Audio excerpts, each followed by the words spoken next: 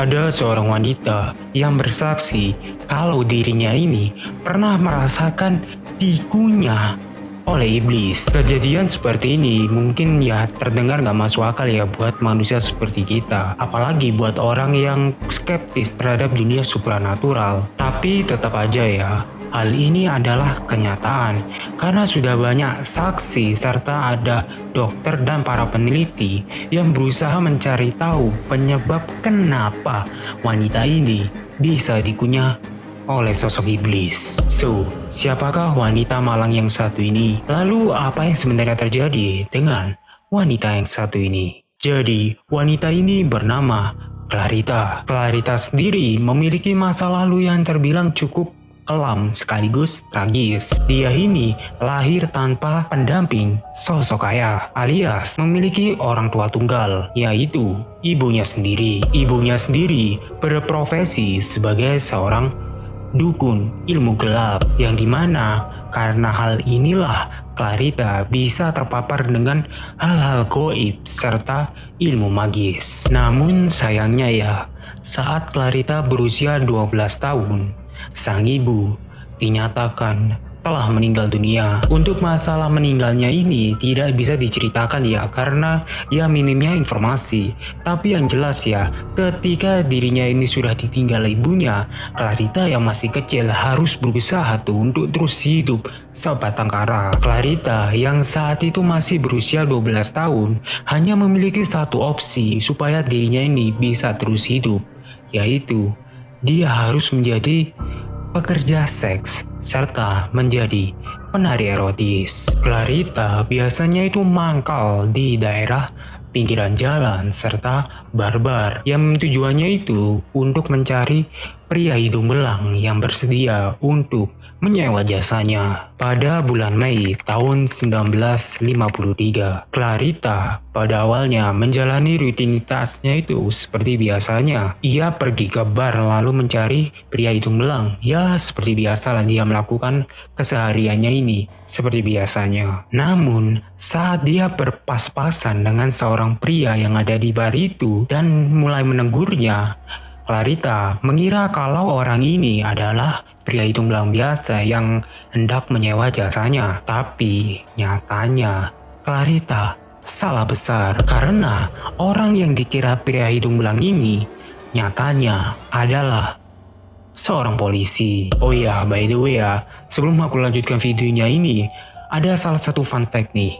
Kalau di Filipina, kegiatan menjual diri sendiri ataupun penari erotis di pinggir jalan merupakan hal yang dilarang dan memiliki hukum pidananya sendiri. Jadi karena hal ini, Clarita kemudian ditangkap oleh kepolisian itu dan dijebloskan ke dalam penjara yang ada di kota Manila. Nah, di saat di penjara inilah kejadian-kejadian aneh mulai terjadi. Menurut informasi yang sudah aku dapat ya, Clarita pada saat di penjara kerap berteriak histeris seolah-olah dia ini sedang disiksa. Mendengar hal tersebut, petugas dari penjara ini jelas saja langsung menghampiri ruangan sel Clarita. Namun anehnya ya, saat para petugas ini sudah sampai di ruangan selnya Clarita, para petugas menemukan Clarita dalam keadaan meringkuk dan banyak tuh bekas gigitan yang nggak tahu sumbernya dari mana. Pada awalnya para petugas ini mengira kalau bekas gigitannya ini terjadi karena ya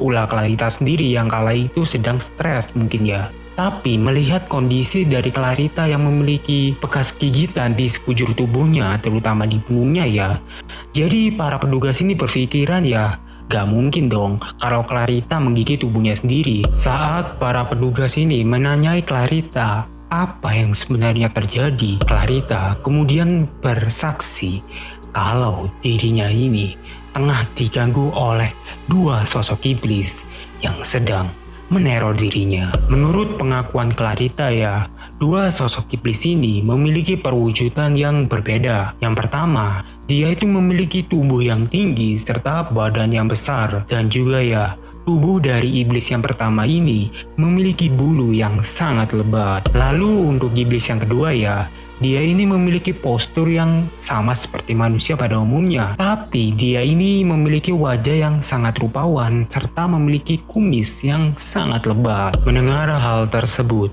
para petugas kemudian memanggil salah satu dokter psikologi yang ada di penjara. Dan setelah mendengar kesaksian dari Clarita, dokter tersebut juga menyimpulkan kalau Clarita ini mungkin mengalami serangan depresi atau mungkin kepanikan karena ya menggigit tubuhnya sendiri. Tapi dokter ini juga masih ragu-ragu tuh pada saat itu. Dokter ini pun kemudian merekomendasikan untuk Clarita ini untuk tetap tenang di dalam penjara dan ya dikasih obat-obatan supaya dia itu bisa lebih tenang di penjara. Namun anehnya, berminggu-minggu setelah kejadian ini bukannya membaik, Clarita semakin memburuk karena ya setiap malam, setiap pagi, setiap siang, Clarita selalu berteriak seolah-olah dirinya ini sedang disiksa. Bahkan ya, pada titik ini, Clarita itu sudah tidak hanya digigit, tapi sudah sampai dibanting ke sana kemari.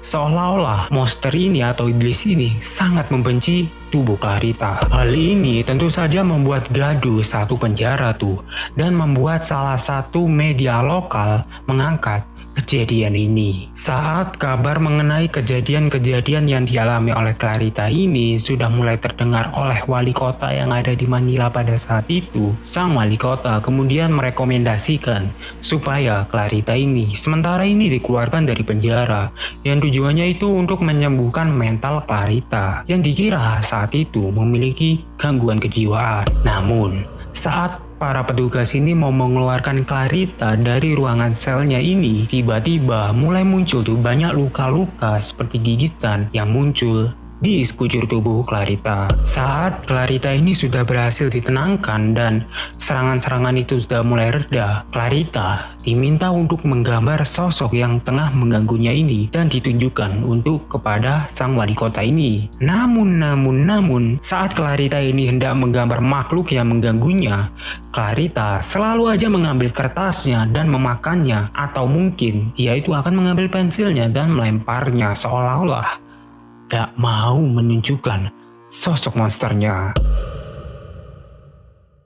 Melihat hal tersebut, para petugas kedokteran yang ada di ruangan itu pada saat itu ya, kemudian melakukan tes untuk mengecek kejiwaan dari tubuh Clarita. Dan singkat cerita, saat hasil tesnya sudah keluar, Clarita dinyatakan tidak memiliki gangguan kejiwaan sama sekali, alias jiwanya itu sehat walafiat. Hal ini tentu saja membuat para dokter dan petugas yang ada di ruangan itu sangat kebingungan kepada Clarita. Peristiwa yang menimpa Clarita pada saat itu tentu saja menarik para wartawan lokal untuk mengangkat kisah dari Clarita ini dan dijadikan headline surat berita. Hal ini membuat para dokter yang tengah mengurusi Clarita harus melakukan klarifikasi supaya gak tersebar luas tentang hoax-hoax yang mulai muncul tuh di antara para masyarakat. Karena ya menurut informasi yang sudah aku dapat,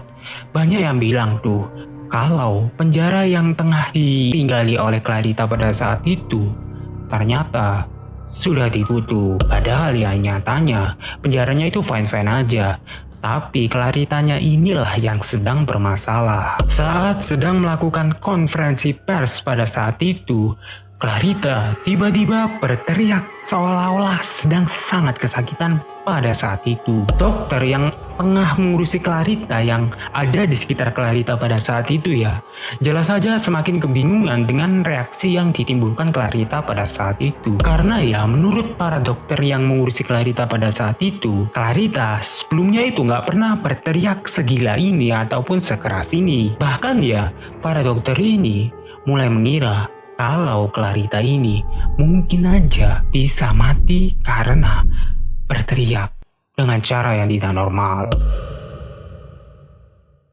Karena kejadian inilah, kemudian berita mengenai cerita dari Clarita mulai viral dan booming pada saat itu. Meluasnya pemberitaan mengenai kasus dari Clarita jelas saja membuat pamor serta popularitas dari Clarita meroket bak selebriti. Namun, fenomena yang terjadi pada Clarita pada saat itu, ternyata ada beberapa oknum yang tidak menyukai popularitas dari Clarita. Salah satunya ya, dokter yang tengah mengurusi Clarita pada saat itu, yang berpendapat kalau Clarita hanya sedang membuat dirinya ini menjadi terkenal dan membuat hukumannya ini mungkin aja diringankan. Mendengar tanggapan yang cukup sinis dari dokter itu, sosok yang ada di tubuh Clarita kemudian menatap dokter itu dengan tatapan penuh amarah dengan mengatakan kalau dokter ini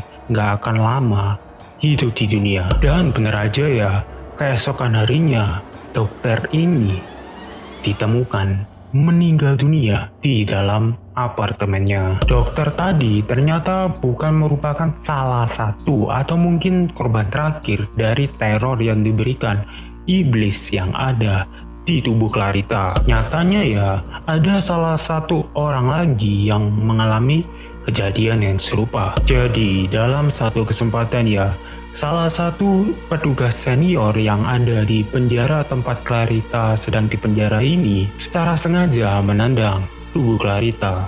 Karena pada saat itu ya, Clarita ini sedang kumat dan tidak mau mendengar perintah dari petugas ini. Karena kesel ya, kemudian petugas ini secara sengaja menendang tubuh Clarita. Tubuh Clarita yang saat itu sedang dirasuki oleh roh yang ada di tubuh Clarita, kemudian langsung menatap orang itu dengan mengatakan kalau nggak akan lama dia ini ada di dunia, alias sebentar lagi dia bakal mati. Dan bener aja ya, 4 hari pasca kejadian itu, petugas ini ditemukan meninggal usai terjatuh dari tangga. Saat kabar mengenai kematian dari 2 orang ini sudah tersebar luas, pamor dari Clarita ini ternyata semakin meroket. Namun bedanya ya, pada saat ini orang-orang itu sudah tidak ingin mengetahui seluk-beluk dari Clarita, karena pada saat ini orang-orang sudah sangat takut kepada Clarita. Karena takutnya ya, orang-orang ini akan menyinggung Clarita, atau mungkin lebih tepatnya itu sosok yang ada di tubuh Clarita ini, dan kemudian mengutuk orang-orang ini. Pada tahap ini, mungkin bila kalian menjadi Clarita, kalian mungkin sudah pasrah dan mulai ya menerima keadaan kita ini harus hidup dengan 2 sosok iblis yang senantiasa menyiksa kita setiap saat. Tapi ya beruntungnya Clarita ini masih bisa menemukan salah satu harapan untuk bisa kembali seperti semula. Jadi diceritakan ya, ada salah satu pastor yang sangat bersedia untuk menyembuhkan Clarita. Pastor tersebut bernama Pastor Samroll. Pada awalnya, Samroll bertanya kepada petugas penjara mengenai seperti apakah ciri-ciri makhluk yang mengganggu Clarita berdasarkan pengakuan Clarita. Gak sampai di situ aja ya, Samroll juga bertanya kepada dokter yang mengurusi Clarita pada saat itu mengenai ciri-ciri monster yang sudah digambarkan oleh Clarita pada saat itu,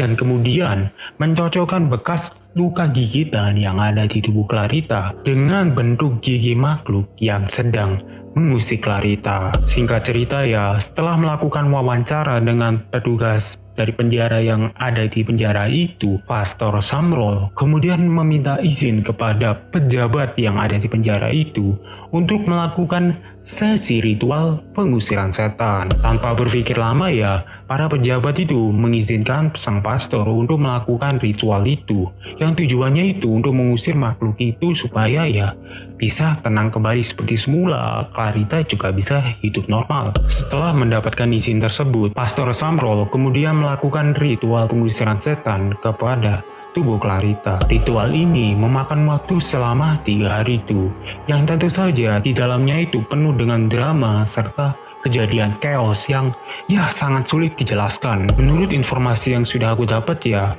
pada saat itu monster yang ada di tubuh Clarita ini berusaha tuh untuk menyerang sang pastor, tapi ya endingnya selalu aja gagal, dan kemudian selalu mental. Singkat cerita ya, setelah melakukan ritual pengusiran setan selama 3 hari, akhirnya kerja keras yang dilalui oleh Pastor Samrol membuahkan hasil yang menyenangkan, yaitu monster dan iblis yang ada di tubuh Clarita akhirnya terusir dan Clarita terbebas dari makhluk halus. Setelah itu ya tak diketahui itu mengenai kehidupan yang terjadi kepada Clarita setelah dirinya terbebas dari makhluk halus, karena minimnya berita serta informasi yang meliput kehidupan dari Clarita pada saat itu. Meskipun begitu ya, kasus kejadian yang telah dialami oleh Clarita saat di penjara tidak bisa dilupakan begitu aja, karena ya kejadian ini bisa menjadi salah satu contoh